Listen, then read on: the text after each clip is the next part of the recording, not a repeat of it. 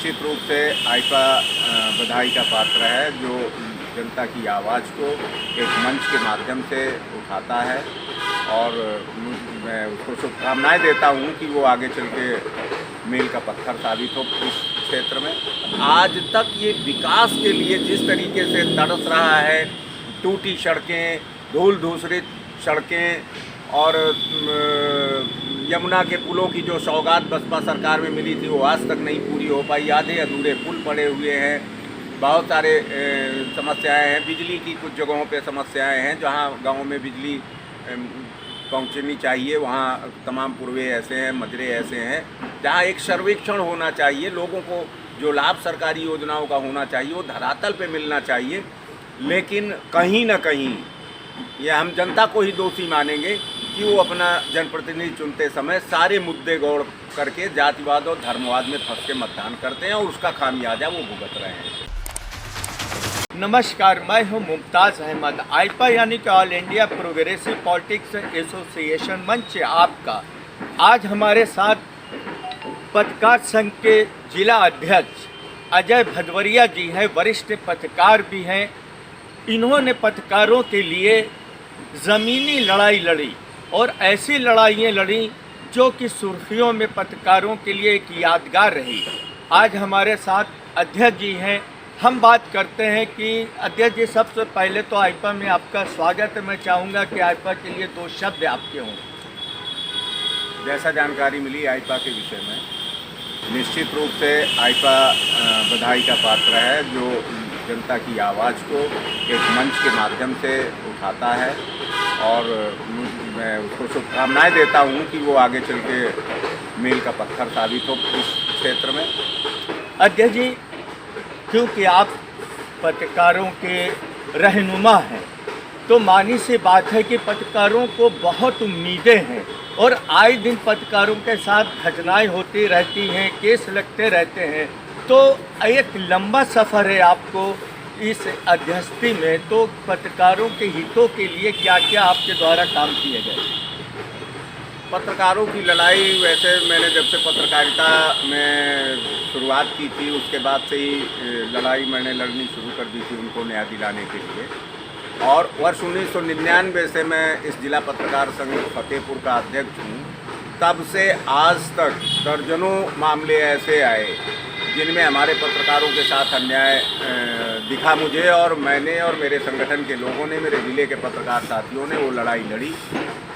ऐसी लड़ाइयाँ भी लड़ी हैं जो देश में एक मिसाल बनी है। यहाँ का जल सत्याग्रह इंटरनेशनल हुआ था, जब पत्रकार उत्पीड़न को लेकर जिला पत्रकार संघ ने जल सत्याग्रह किया था 2020 में, तो वो एक इंटरनेशनल न्यूज़ बनी थी उसको लेके। और आज भी मैं पत्रकारों की लड़ाई, छोटी मोटी हो या बड़ी हो, कुछ भी हो, पत्रकारों के साथ अगर कहीं अन्याय दिखता है तो मुझे लगता है कि नहीं, वो मेरा साथी है, मेरा भाई है, मुझे उसके हक़ की बात करनी चाहिए और मैं करता हूँ, मेरा संगठन करता है। दूसरी चीज़ ये है कि पत्रकारों के इस जनपद में अब गिनाने लगूंगा तो बहुत सारी लंबी लिस्ट बन जाएगी, लेकिन तमाम कई बार राजनीतिक प्रेशर से, जैसे अभी भाजपा की गवर्नमेंट में ही किशनपुर में, खागा में, सुल्तानपुर घोष में, फतेहपुर में कई जगह पत्रकारों के खिलाफ मुकदमे लिखे गए थे, जिनकी लड़ाई मेरे नेतृत्व में मेरे पत्रकार साथियों ने लड़ी, मुझको अगवा मान के लड़ी और उन्हें सफलताएं मिली। अभी कल का ही एक मामला है ललौली थाना क्षेत्र का, जहां एक पोर्टल का रिपोर्टर है पंकज कश्यप, वहाँ पे कुछ महिलाएं भाजपा प्रत्याशी का प्रचार करने जाती हैं और एक बच्ची को जबरन उठा के लेके चलने लगती हैं। महिलाएं उस गांव की, उस घर की विरोध करती हैं। वहाँ उसी गांव का वो रहने वाला पंकज कश्यप भी है, वहाँ वो भी पहुँच जाता है।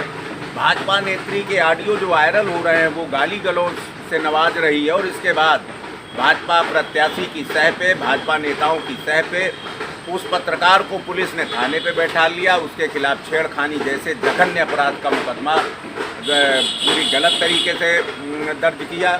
उसकी भी लड़ाई मैं लड़ रहा हूं और मेरे संगठन के साथी ललौली थाने में अभी भी मौजूद हैं इस समय भी।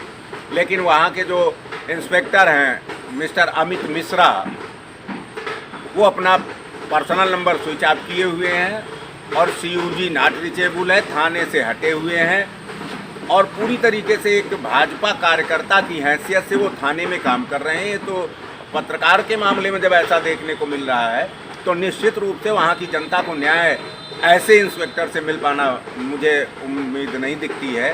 हालांकि मेरी हमारे ज़िले के कप्तान हैं, वो पत्रकारों की को न्याय दिलाने में सदैव अग्रणी भूमिका निभाते हैं, एडिशनल SP हैं।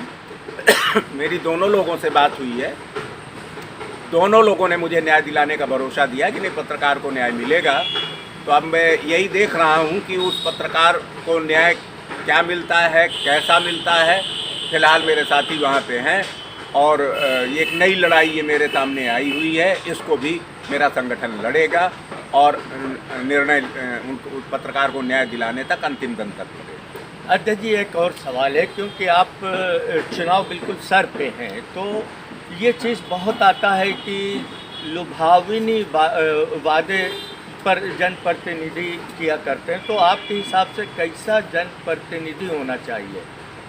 देखिए, जनप्रतिनिधि तो जनता को अपना इस तरह चुनना चाहिए जो उसके सुख और दुख दोनों में सहभागी बने और उस क्षेत्र का विकास कर सके।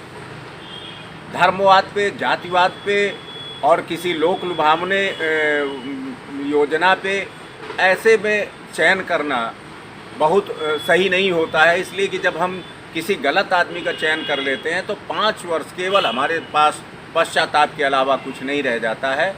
और फतेहपुर में तो मैं जो देख रहा हूँ तो जनता को ज़रूर देखना चाहिए कि यहाँ विकास के मुद्दे सारे गौड़ हैं। ये 195 साल अंग्रेज़ों के समय का बना हुआ जनपद है। 195 वर्षगांठ इसकी 31 अगस्त को हो चुकी है, 196 साल में प्रवेश कर गया है और आज तक ये विकास के लिए जिस तरीके से तरस रहा है, टूटी सड़कें, धूल धूसरित सड़कें और यमुना के पुलों की जो सौगात बसपा सरकार में मिली थी वो आज तक नहीं पूरी हो पाई। आधे अधूरे पुल पड़े हुए हैं, बहुत सारे समस्याएं हैं। बिजली की कुछ जगहों पे समस्याएं हैं, जहां गाँव में बिजली पहुंचनी चाहिए वहां तमाम पूर्वे ऐसे हैं, मजरे ऐसे हैं जहां एक सर्वेक्षण होना चाहिए। लोगों को जो लाभ सरकारी योजनाओं का होना चाहिए वो धरातल पे मिलना चाहिए। लेकिन कहीं ना कहीं ये हम जनता को ही दोषी मानेंगे कि वो अपना जनप्रतिनिधि चुनते समय सारे मुद्दे गौड़ करके जातिवाद और धर्मवाद में फंस के मतदान करते हैं और उसका खामियाजा वो भुगत रहे हैं। इस बार मैं अपील करना चाहूँगा जनता से कि वो जाति धर्म इन सब चीज़ों में ना पड़ के अपने विधानसभा के लिए, अपने विधानसभा के विकास के लिए एक सही प्रतिनिधि का चुनाव करें जो विकास करा सकता है, जो उनका सहयोगी बन सकता है। ये थे हमारे साथ अध्यक्ष जी जो कि फतेहपुर पत्रकार संघ के अध्यक्ष थे। आपने पत्रकारों की लड़ाई लड़ते हुए बहुत ही जटिल जटिल लड़ाइयाँ लड़ी, यहाँ तक कि धरना करना पड़ा और ज़रूरत पड़ी तो कोतवाली में ज़मीन पे बैठ के भी न्याय दिलाया पत्रकारों को और पत्रकारों के लिए बराबर प्रयास कर रहे हैं और लड़ाई लड़ रहे हैं। अब देखना है कि ये जो अभी जैसा कि अध्यक्ष जी ने बताया कि एक पत्रकार के साथ घटना हुई है, इसमें अध्यक्ष जी कहाँ तक लड़ाई में कामयाबी हासिल करते ये तो आने वाला समय ही बताएगा। मुमताज़ अहमद,